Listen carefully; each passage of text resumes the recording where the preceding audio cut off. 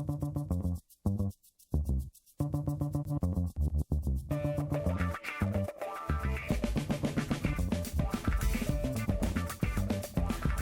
in the world is going on? 우리가 평화롭게 사는 세상 안과 밖에서는 어떤 일들이 일어나고 있을까요? 변호사와 함께 세계의 사건 현장 이야기를 들어보고 어떤 법들이 적용이 될 수 있는지 알아보는 시간 사건File! 저희가 돌아가면서 변호사분들을 모실 건데요. 오늘은 먼저 허순영 변호사님을 오셨어요. 안녕하세요. 안녕하세요. 반갑습니다. 청취자분들에게 자기소개 간단하게 부탁드리겠습니다. Okay, hello everyone. My name is Sun Young-ho, and you can call me Sun in short. I'm currently a foreign attorney licensed in the United States, specializing in mergers and acquisitions and other corporate cross-border transactions. Wow. I work for GP형 LLC, GP형 LLC, which is one of the top-tier law firms in Korea, oh wow, and which is also the same law firm as Mark, who was the last week's guest. That's right. Works for. Right. Yes. So, what kind of work is M&A? 궁금해요. What is M&A? So it's 인수합병 in Korean. 인수합병. 인수합병. 인수합병. Yes. Okay. So when two companies merge into one, they form a joint venture. Right.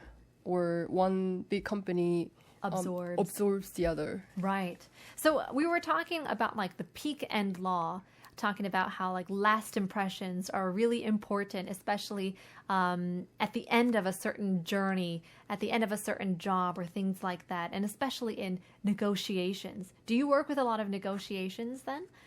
I do. Yeah, working with mergers and acquisitions. Negotiation, 내고를 하면서 제일 어려운 점은 뭘까요?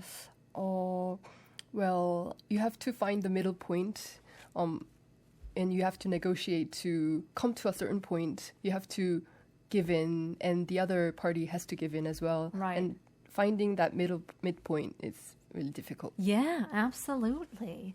I mean, you're a lawyer, so I wonder, and you do negotiations. 그러면 시장 갈 때 변호사님은 이런 내고를 잘 하시나요? 아니요.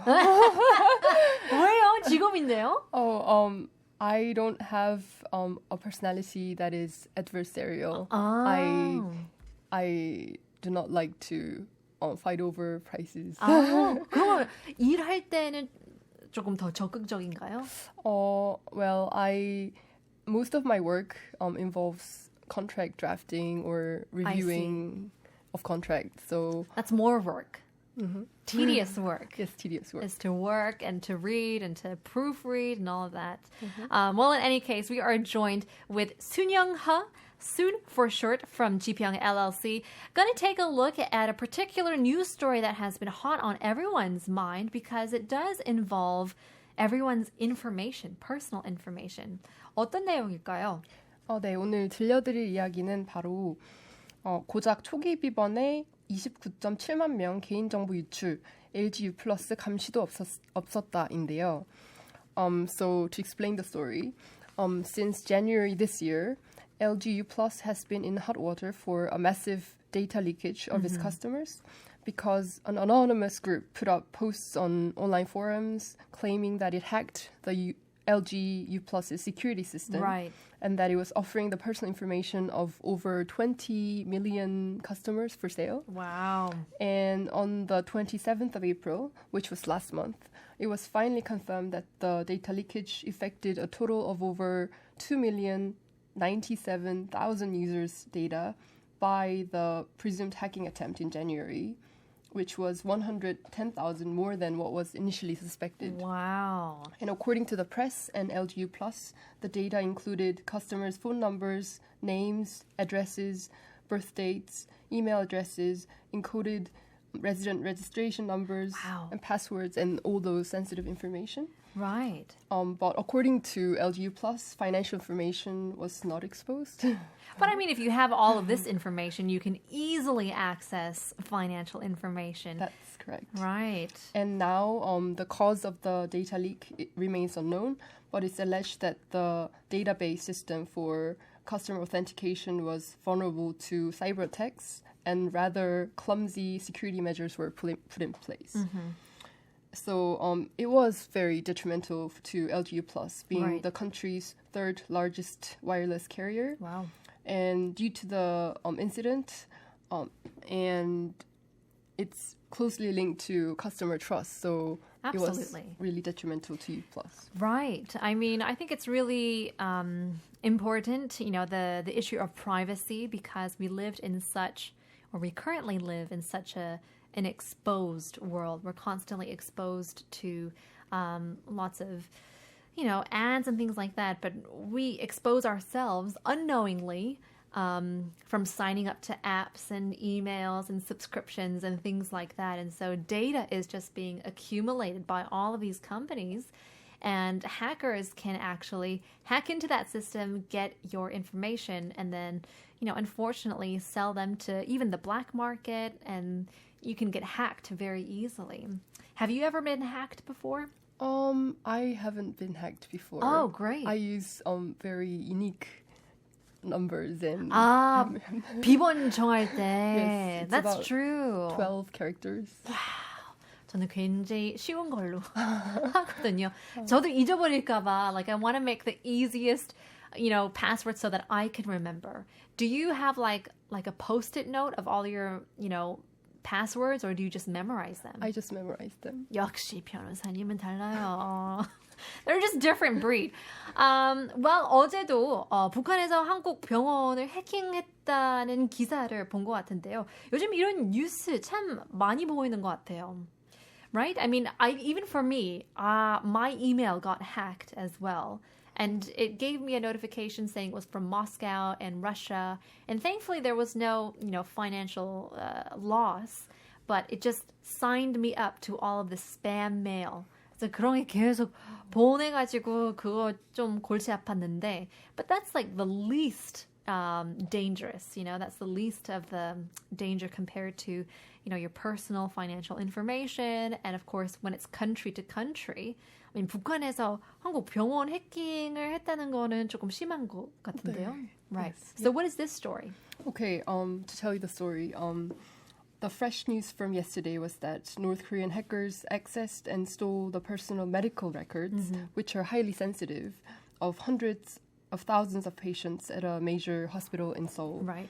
So the hackers hacked into the intranet of Seoul National University Hospital between May and June 2021, and sensitive personal information of over 830,000 people in Korea was leaked during the attack on the hospital servers.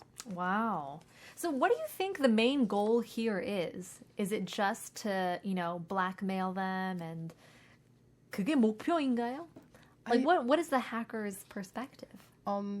They might, try to trade that data against the Korean government. Sure. Maybe some political intentions are involved. Could be. And for LGU Plus as well.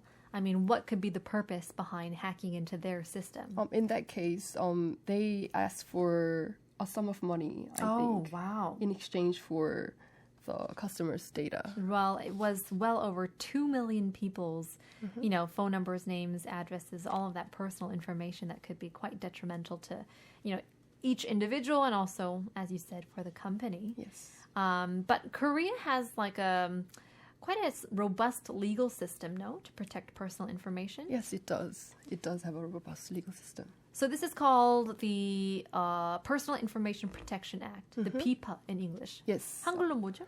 개인정보보호법. Right. So could we further on talk about what this particularly is? Okay. 개인정보보호법. Okay. So 대한민국 개인정보보호법 제2조 제1호는 개인정보의 개념에 대해 설명을 하고 있는데요. 이에 따르면 개인정보는 살아있는 개인에 관한 정보로서 성명, 주민등록번호, 그리고 영상 같은 개인을 알아볼 수 있는 그런 식별 가능한 정보를 말합니다. 그래서 해당 정보만으로 특정 개인을 알아볼 수 없다고 하더라도 그 다른 정보들이랑 같이 결합해서 알아볼 수 있는 정보를 말하기도 합니다. Yeah, right. So for instance, it's very frequent that when people sending a group mail, other people's email addresses are also exposed. Yes. So this is quite a frequent mistake, you see? It is a frequent mistake. So especially when you send a group mail, you CC them and BCC them. Right. And all those email addresses are exposed and they're Right. displayed on the screen. And according to Korean case laws, a specific individual cannot be identified only by email addresses, but when they're combined with other information such as their full name or their images pertaining to that person, the email addresses then become personal information because they can be used to identify that very person. Well, then let's talk about like other different countries as well. 뭐 미국이나 유럽은 개인정보를 어떻게 정의하나요? Okay, so in the EU, European nation, there's this GDPR, and under the GDPR, Article 4 provides that personal data means any information relating to an identified or identifiable natural person, and we call that person data subject. Okay. An unidentifiable natural person is one who can be identified directly or indirectly, in particular by reference to an identifier such as a name, an identification number, or other sensitive information. And that definition is similar to the definition of personal information under the PIPA, the Korean privacy law. Okay. And on the other hand, the United States takes a sectoral approach, which means that each state has different privacy laws on a state level, regulating the collection, processing, disclosure, and security of personal information.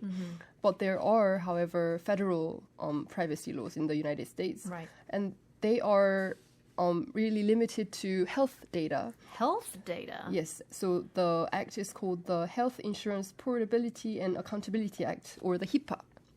And also, they're limited to data of children under the age of 13.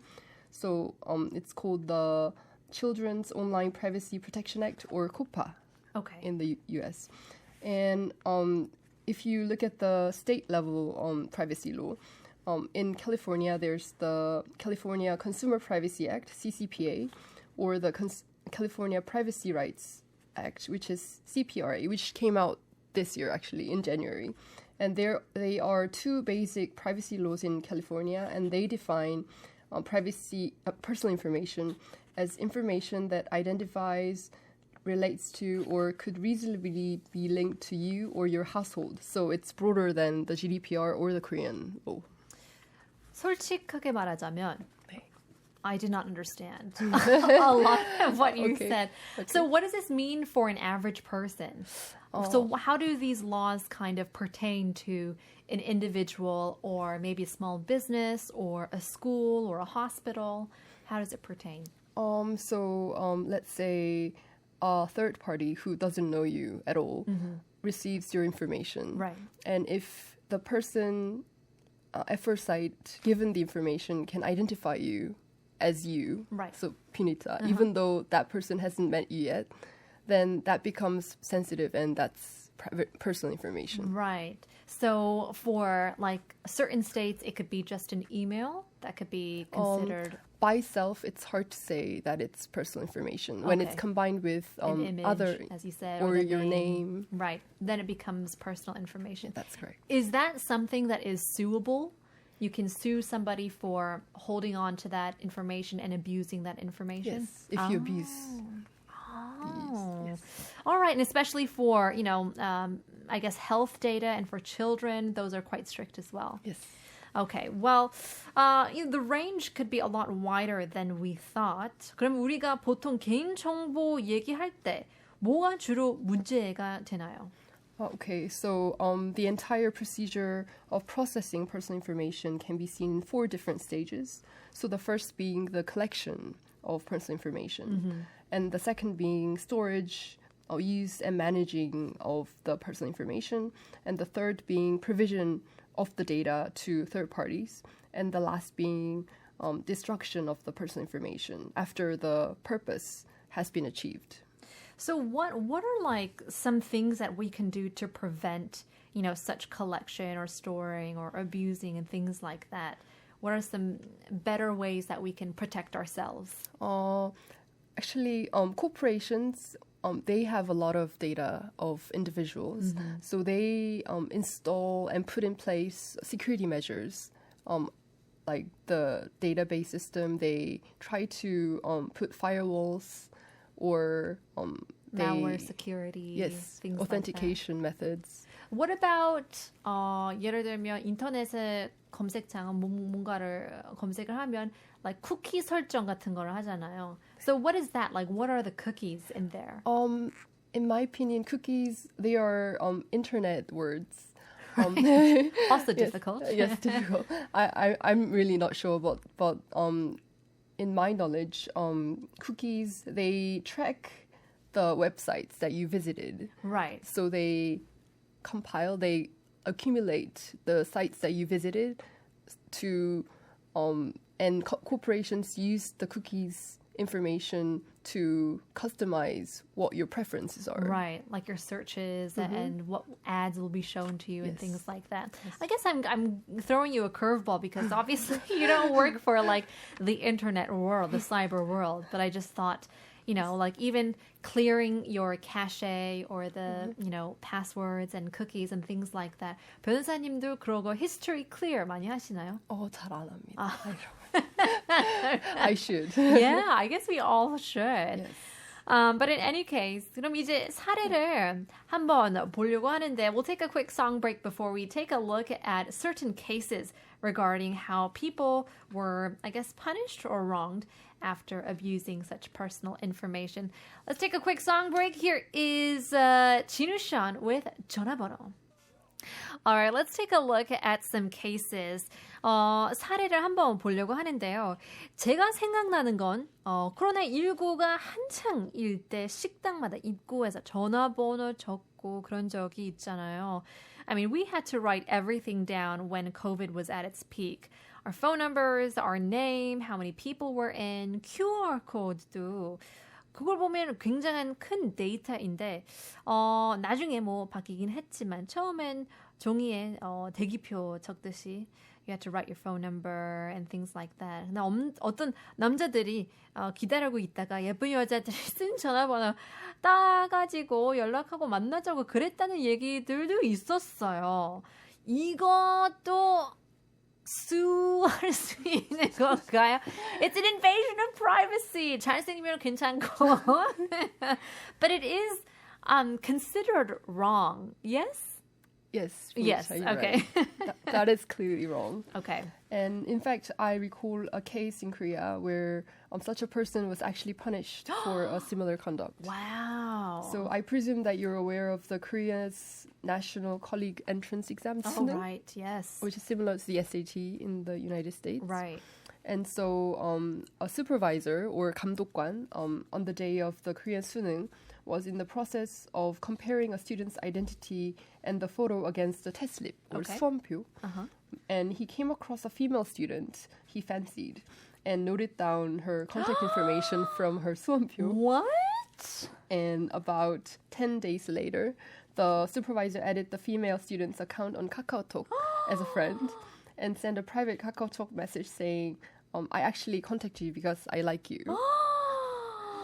And the female student made a claim against the supervisor, and the supervisor was accordingly charged for violating the 개인정보보호법. 그렇죠. And however, surprising, the supervisor was acquitted in the first instance of trial on the grounds that the supervisor had received adequate consent to the handling of the examinee's personal information.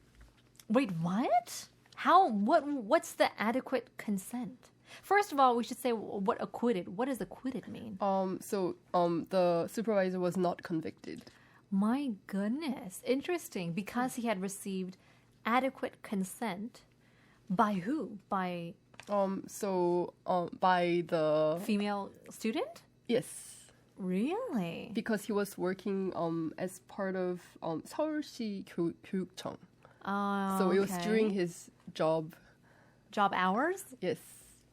That was the reason. Interesting. 조금 애매한데요. It's a bit ambiguous as to where to, draw the lines. But I would say, first of all, how much older is this guy? 수는 굉장히 어린 친구일 텐데. And if a 감독관, 꽤 나이 드실 수도 있지만, it's a very interesting case. But I guess he wasn't acquitted and he wasn't fired or anything like that? I'm not sure if he was fired. But actually, although the first instance, at first instance, the court said he was not guilty. Okay. The ruling was reversed in the appellate court, which is the 항소법원 in Korean. And the court said that in light of the purpose of the 개인정보보호법, it was more reasonable to interpret the act to give more protection to personal information of individuals. So the supervisor didn't receive the personal information for the purpose to use that information for his own benefit. So it fell outside the scope of the intended purpose. Yes. So the court said he could not be viewed as having obtained valid consent to use her personal information, so he was to be punished for his action. Right. Well, there you go. Well, I don't know. I feel like it's quite interesting because here in Korea also, you write your phone numbers, in your car when you park outside in a public space, if you're double parked. 제 친한 언니도 굉장히 예쁘거든요. I think she's like Miss 대구 출신 or 어쩌고 저쩌고인데 굉장히 예뻐요. But she put her phone number in the car and then she like 2 or 3 times she got a call saying 차에 내리면서 봤는데 너무 예뻐가지고 전화 드렸어요. 라는 전화가 굉장히 많았더라고요. But that's so scary. It is scary. 차에서 내리는 걸 보면은 그냥 말 걸지. It's sometimes it's a little scarier that it would be so passive. But I guess we do have to be a bit careful as to where we put our information down. And even if you're a student, I guess you are prone to, getting your information used and abused by other people. But in any case, privacy is important. Hopefully you guys can keep yourself space. We'll take a quick break and we'll get to more cases coming up in just a bit. But we'll leave you guys with a quick song. Here is 포미닛 이름이 뭐예요?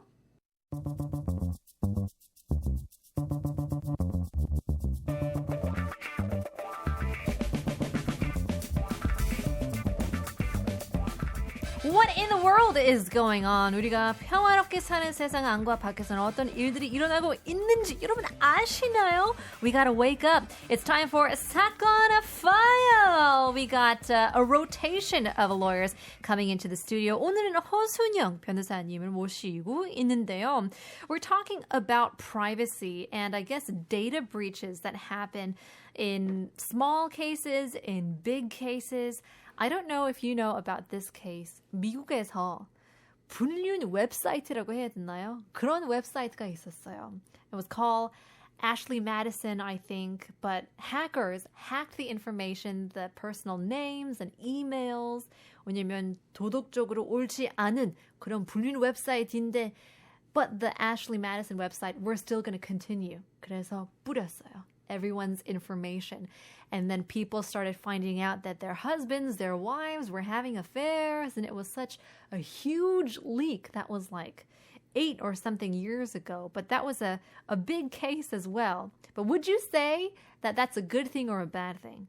Because you kind of have to think about like morally. 불륜 is bad. Having affairs is bad too. Where would you stand in that case? Oh, me. For you as a lawyer, if you were given that case. It wouldn't matter like whether I'm a lawyer. It would be a personal judgment. And in my opinion, it would be a good thing that the 불륜 website was exposed. Even if it is hacking. Even if it is hacking, it's for the good. It's for the moral good of the society. Well, in any case, we're talking about certain cases that happen all around the world. And this one in particular happened in Canada not too long ago. So what is this case?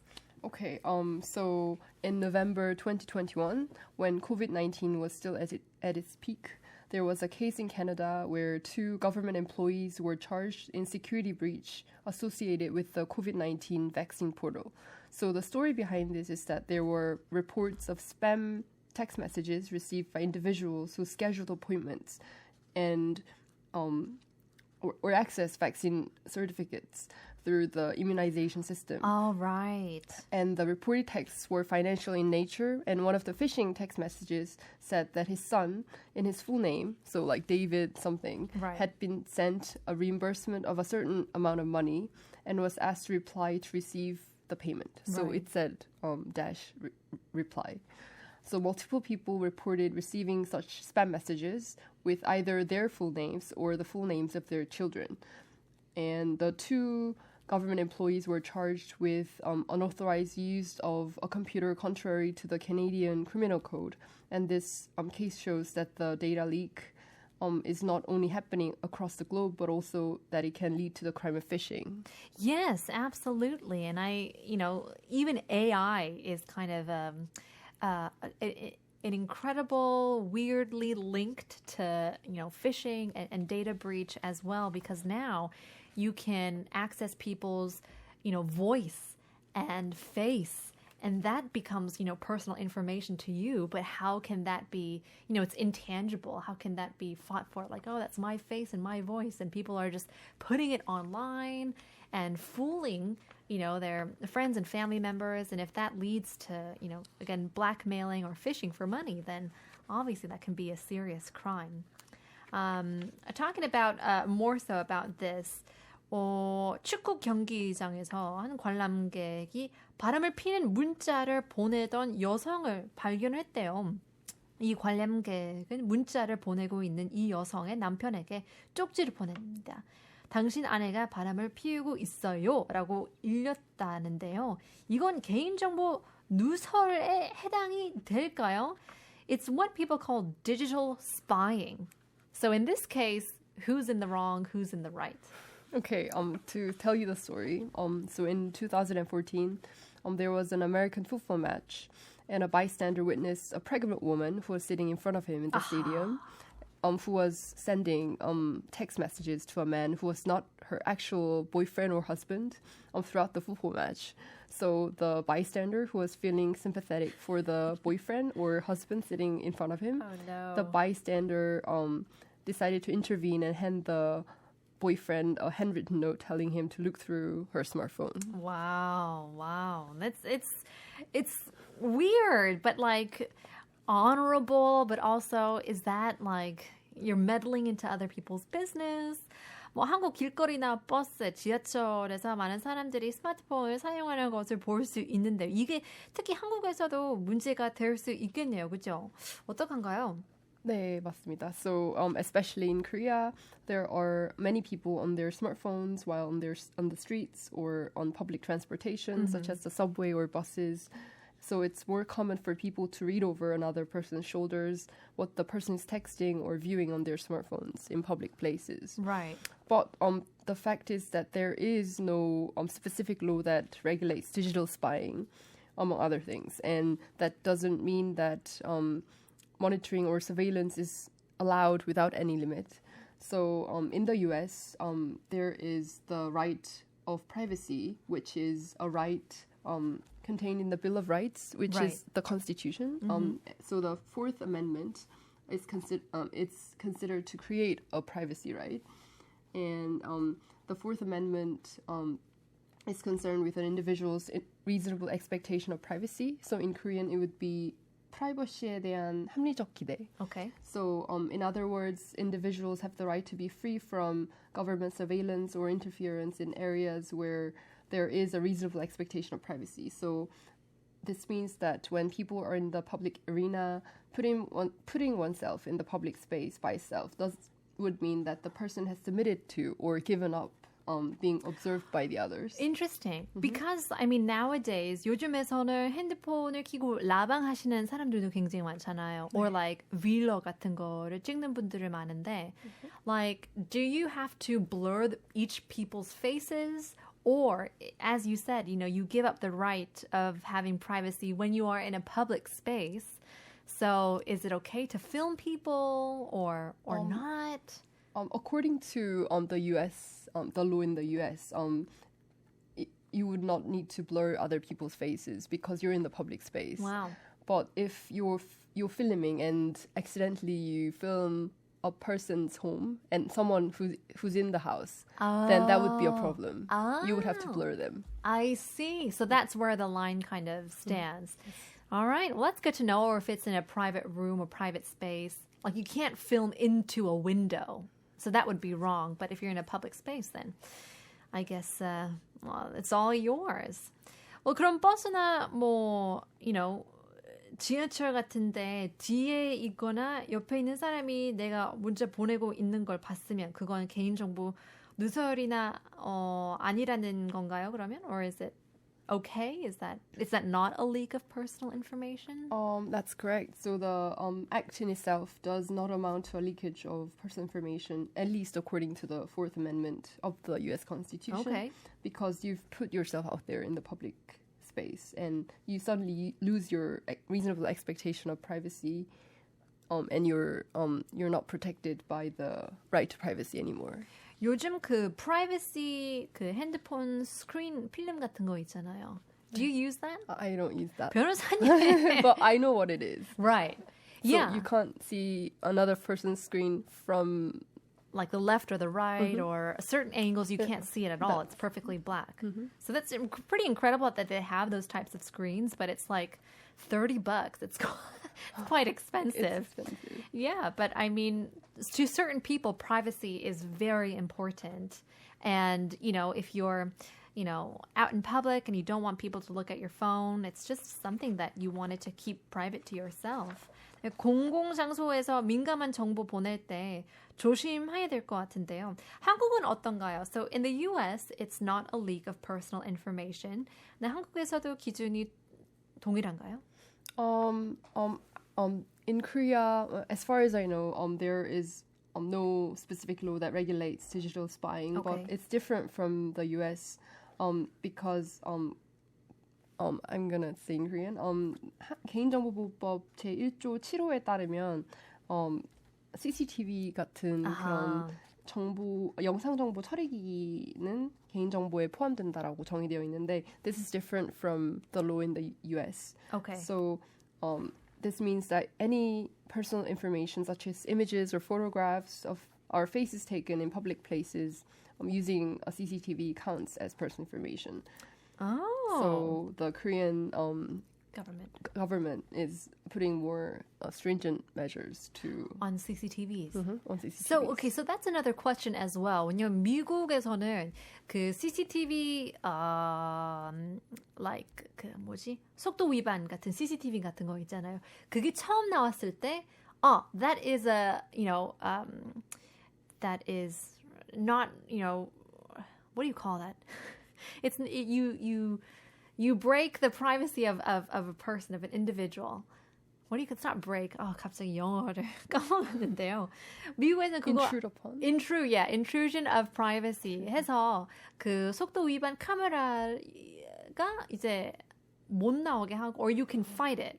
You were able to fight it. Really? 지금은 조금 달라진 것 같지만 when it first came out, people were like, invasion. It's an invasion of privacy. And so they really fought against these things. 근데 한국 같은 경우는 CCTV가 다 있고, traffic cams everywhere. And then, one step further, you have China that, records everybody and everything and every movement, which is also very scary. But it's interesting how much control and power each government also can have as well. Do you know George Orwell's Big Brother? Yes. 1984. 네, 맞아요. The world is becoming. Everyone's watching you. Everyone's watching you. 다 보고 있습니다. It's scary. 조금 무서울 수도 있지만. I mean, we're talking about, certain different cases when it comes to people's information in public that's not legal. So let's take a look at, what happens if you say, like, it's in somebody's house. Say your wife or husband is sleeping, but you have some doubts. They think you're cheating or whichever. So you move their hands to open their phone with their fingerprint, or 요즘 뭐 얼굴 인식 같은 걸 하는데 몰래 그렇게 훔쳐버리고 자고 있을 때 몰래 뭐 지문을 갖다 대서 핸드폰 열어서 보는 것, 그건 불법입니까 아닙니까? It is. It is 불법. 남편 거인데도. Yes. Yes, it is 불법. So in that case, that would be an outright violation of the privacy laws in the U.S. And the U.S. Case law makes it clear that your home is a place where there's a reasonable expectation of privacy. 같이 사는데도? 네, 같이 사는데도. You because live together. it's a domestic area. And the case law further provides that a person doesn't have to be the homeowner for the law to protect that expectation. 집주인 아니어도. 아니어도 된다. So like tenants who rent their homes also have a protected right to privacy. And also invasion of privacy doesn't just mean that someone physically enters a place where a person has a reasonable expectation of privacy. So it can also happen when someone from outside uses electronic equipment to monitor or record what someone is doing in the home, as I said before. Right. So that would be obviously like illegal, but it's just a funny, a strange, example. If you think your husband is cheating on you, and so use his handprint or face recognition or whatever, and then he could sue you. 고소할 수도 있는 거예요. 그러면 우와, 그럼 고소하면 이길 수도 있는 거예요? Yes, if you have sufficient evidence. 불륜하는데도 고소해서 이길 수 있다는. Privacy laws are that important. 그럼 뭐 핸드폰 잠금 장치 안 하고 다니는 사람들도 있잖아요. 집이나 회사에서 문자 보내다가 잠깐 책상에 식탁에 놔뒀는데 친구나 뭐 직장 사람이 지나가다가 거기 있는 내용을 봤다. 그래서 그걸로 뭐 다른 사람이랑 뭐 수근거릴 수도 있잖아요. 그럼 이건 불법인가요? 누군가 다 볼 수 있게 놔뒀는데 그렇게 보게 된 것도 불법인가요? 네, so the line is quite fine.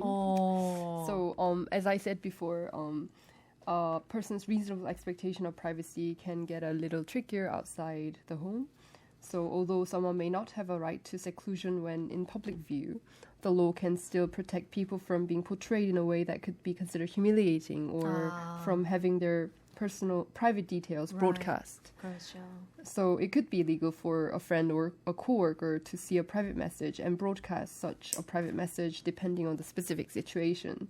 So you've simply got to be careful how you treat or keep your personal information. Yeah, 일단은 남의 물건이기 때문에, it's not yours, so obviously you have to treat it like such. But I guess it's your own personal responsibility, but also just be careful of what you touch and what you read and what you say as well. 그러면 뭐 가게 주인이 물건 훔치는 사람 얼굴이 나온 CCTV 화면 사진을 온라인 커뮤니티에 공개했다는 뉴스 기사도 나오는데요. 이런 거는 합법일 것 같은데요. 어떤가요? 네, actually, that news came out the day before yesterday, so it's quite fresh. Yes. And so to explain the story, there was an unmanned store, so 무인점포 in Gwangju. And the owner of the store put up the photos and personal identities, including their names, the name of the school they were attending, and the grades they were in of 3 elementary school students who stole snacks and ice cream from the store. And this case was controversial because of the social stigma, which is 사회적 낙인 in Korean. Right. Because the students were branded as criminals to the local community. And now the whole country. The whole country knows because it was such a huge story. Yes. So the loss actually caused to the store owner was minimal. So it was worth about 15,000 to 20,000 won per child. All right, less than $20. So it's yet to be seen whether the store owner's act of disclosing the personal information of the 3 kids was in violation of Korean privacy laws or whether such an act is eligible to get an exemption. Right. So what do you think then? So in my opinion, I think it is unlikely that the store owner will be able to claim an exemption under the PIPA because first, it's unlikely that the store owner would qualify as a 정보 처리자 under the PIPA. And under the Korean 개인정보보호법, 제1조 1호에 따르면 개인정보 처리자는 업무를 목적으로 개인정보 파일을 운용하기 위하여 스스로 또는 다른 사람을 통하여 개인정보를 처리하는 공공기관, 법인, 단체 및 개인 등을 말합니다. So it's obvious that the store owner didn't get his hands on the kids' personal information for the purpose of processing it to operate the personal files for any business purpose. I see. He or she just used the personal information for his own benefit, so to speak. And second, even if the store owner did qualify as the 정보 처리자, the store owner was only allowed to collect it, which was necessary to attain the justifiable interest of the store owner, which doesn't seem to be the case here. You know, I always found it interesting that, you know, on the news, if there are reports of certain criminals, you know, being arrested and things like that, 항상 마스크 끼고 있는 게 너무 신기했어요. Compared to, you know, the United States, where their faces and names are plastered everywhere. But it's very different in Korea. True. So is that also to protect his privacy rights? I think so. It's actually very controversial nowadays because people who commit very serious crimes, they the media or any like press, they're reluctant to put up their faces or any details. Whereas in the U.S., even if it's a small crime, they just put up their, you know, the whole identity on the news. Right. So it's very different. And people in Korea, they claim that they deserve to know who they are. Like for safety measures. Yes, for a criminal who committed a sexual crime, assault, then you have to avoid that person. You have to identify that person. Right. But I actually think it's weird that the police, their faces are like mosaic edited, whereas it's the other way around. The criminal's face is hidden. And then the police officers is exposed. So I don't think it's You're right. reasonable. That's a really good point. All the reporters, all the lawyers, everyone around that case, we all know who it is. Yes. But then the criminals themselves, we don't know who they are. When they're the people we should be more aware of. That's right. Yeah, 그럴 수 있네요. But it's very interesting because in the United States, some people say it's 너무 극단적으로 다 올리니까 it's almost becoming like these people are celebrities. True. You know, and that's what certain criminals want. You know, they want to be identified, they want to be talked about. And so some people say, don't share the names, you know, don't share the face or the photos or anything like that. But I guess it'll always be a controversial topic. Personal, private information. I wonder if you guys have enjoyed the topic. I really learned a lot. 퇴근 시간일 텐데 변호사님 저희와 함께 해주셔서 너무 감사합니다. 감사합니다. 저도 즐거웠습니다. It's your first time doing radio, right? It is my first time. How do you like it? 굉장히 잘하시는데요. 정말요? Yeah. 감사합니다. 잘 서포트해 주셔서. No. 역시 배운 사람이라고 했잖아요. 아닙니다. Your voice is so calm. You'll learn a lot from listening to you. So really? I certainly appreciate you being on the show. But in any case, 로테이션을 하니까 다음 주는 다른 변호사님을 모시고 한 2주 후에 다시 모시겠습니다. 감사합니다. Thank you, Finita. Thank you.